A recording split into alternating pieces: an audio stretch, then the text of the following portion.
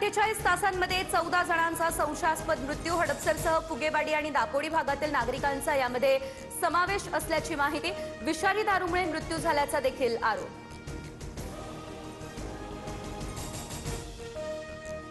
आरोपी योगेश वानखेडे नंतर त्यानं दारूमध्ये मिथेनॉल मिसळलं, त्यामुळे 14 जणांचा मृत्यू झाला. आतापर्यंत 4 जण अटकेत. आरोपींना 8 जून पर्यंत पोलीस कोठडी. प्रकरणाचा तपास सीआयडीकडे वर्ग. गृह विभागाचा हा निर्णय.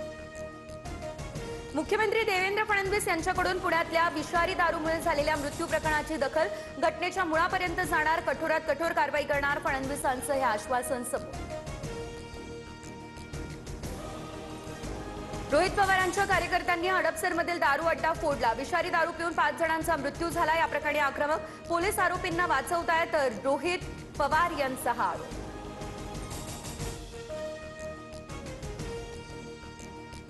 विधान परिषद निवडणुकीसाठी 17 पैकी 15 जागांवर महाविकास आघाडीचे उमेदवार ठरले.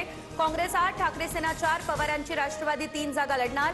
नांदेड नाशिकच्या जागेवर महाविकास आघाडीच्या 3ही पक्षांचा दावा. मराठवाड्यात महायुतीमध्ये विधान परिषदेसाठी पेच कायम. छत्रपती संभाजीनगरच्या जागेवरून शिवसेना भाजपमध्ये रस्सीखेच. दिल्लीतील बैठकीत तोडगा नाही.